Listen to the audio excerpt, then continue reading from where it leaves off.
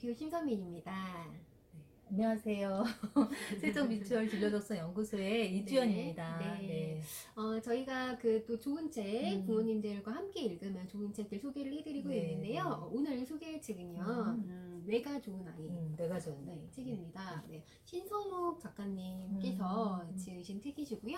이 책이 그 KBS 읽기 혁명 그 다큐멘터리로 제작이 되었던 책이었어요. 그러고 보니까 제가 다큐멘터리에 방송에 있는 책들을 많이 소개를 해드리고 있네요. 네. 왜냐하면 그만큼 조금 어떤 근거가 있고 그 다음에 어떤 실험 결과가 있고 다양한 좀 사례가 있기 때문에 그래요. 그쵸. 네. 네.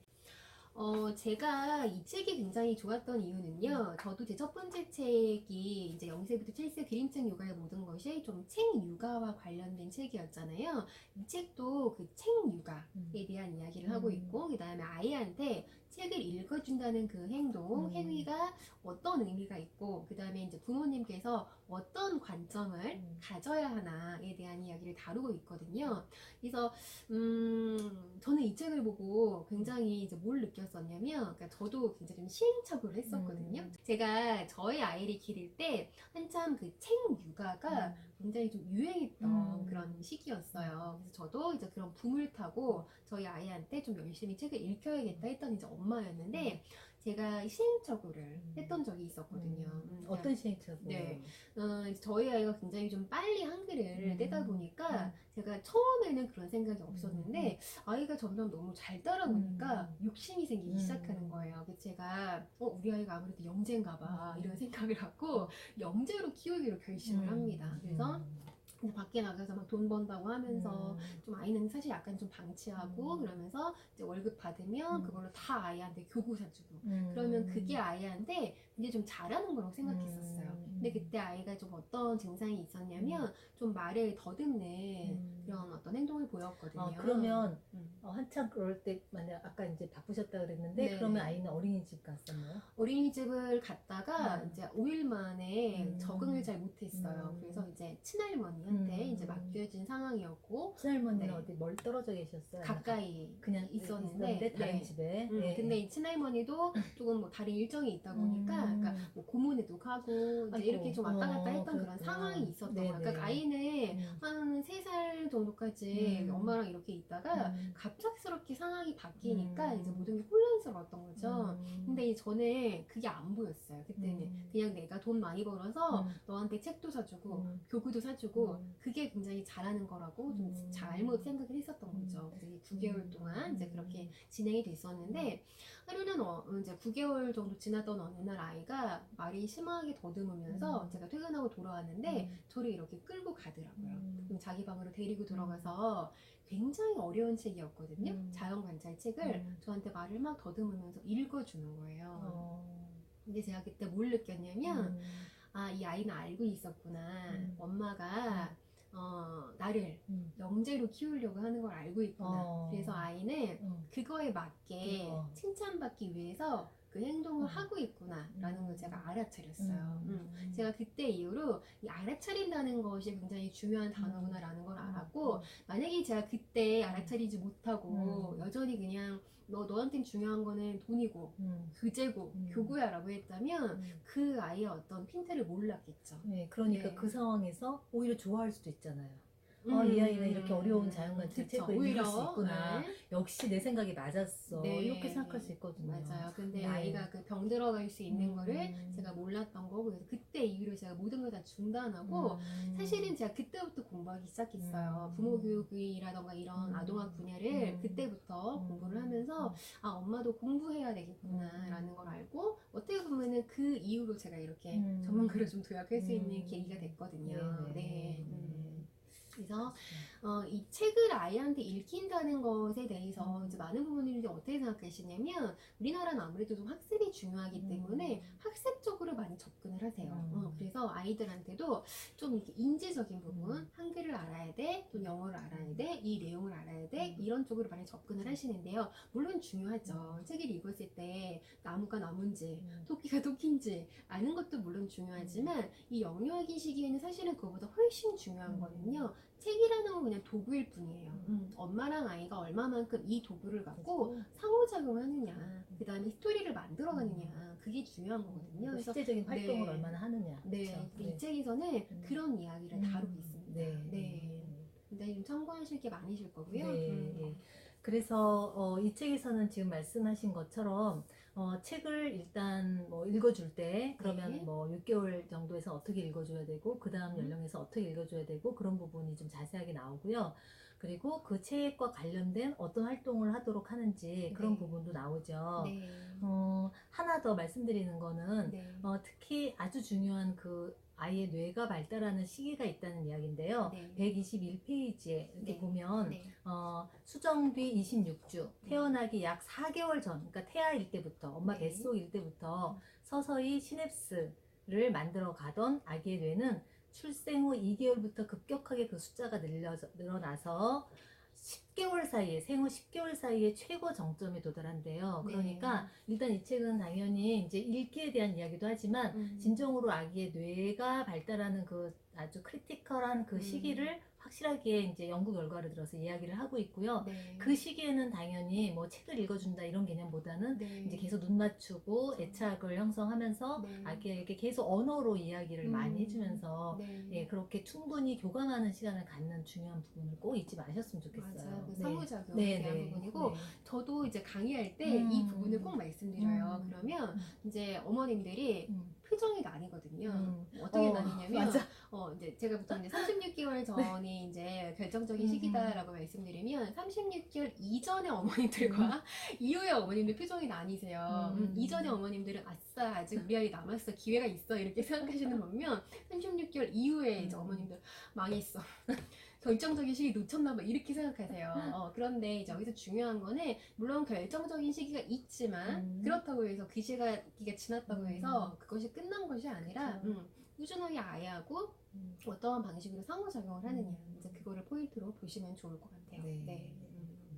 자, 그러면 소장님은 이제 이 부분을 좀 공유하고 싶으셨던 네, 거고 일단 그 36개월이라는 시간 중에서 특히 네. 생후 한 10개월은 이런 책을 읽는다는 거는 일단은 이제 준비를 하시지만 네. 예, 완전 애착 관계 그리고 말로 많이 이야기를 하고 눈 맞춰주는 거. 그러니까 네. 예를 들어서 뭐 이런 거죠. 뭐 우유를 이렇게 먹이는데 나도 모르게 피곤하니까 이렇게 뭐 TV 보면서 이렇게 먹이고 있고 뭐 이럴 수 있잖아요. 그런 부분을 항상 조심하면서 10개월은 정말 더 집중을 좀 하시는 거 네. 되게 중요한 것 같아요. 네. 그래서 여기 보면은 그 이제 그 독서학 박사님 전정재 박사님의 이야기가 나오는데 198페이지에 이렇게 이야기가 나와요. 아기가 태어나자마자 들려주기 시작한 엄마의 이야기는 아기의 뇌 속에 그대로 저장이 됩니다. 이렇게 저장된 단어나 표현 등은 말을 하기 시작할 무렵 학교에 들어가서 읽고 쓰기를 배울 때쯤 아이 자신도 모르게 서서히 나타납니다. 비유하자면 지금 에밀리는 언어의 바다를 즐겁게 헤엄치고 있는 중입니다 라고 하면서 이제 하나 아이의 사례를 통해서 이야기를 말씀하시는데 그러면서 그 언어의 저금 통장 이야기가 나오거든요. 근데 이 저금 통장이 사실은 이제 저도 강의에서 많이 말씀드리는 부분이지만 감정의 저금 통장도 있을 수 있고 또 언어의 저금 통장도 있을 수 있을 것 같아요. 그래서 얼마만큼 부모님하고 상호작용하면서 이 언어의 저금 통장을 두둑하게 채웠느냐 또 그렇지 않느냐가 아이의 또 아웃풋과 연결이 될 수 있는 부분이기 때문에 대신에 이제 여기서도 중요한 거 그렇다고 해서 엄마 아빠가 너무 학습적으로 우리한테 뭔가를 하겠다가 아니라 정말 대화하듯이 책으로 또는 언어로서 함께 상호작용하는 것이라고 기억하시면 좋을 것 같아요. 그래서 뭐 다들 아시겠지만 일단 예를 들어서 74페이지에 보면은 그 도서관에서 제천 도서관에서 실제로 활동하는 예가 있어요.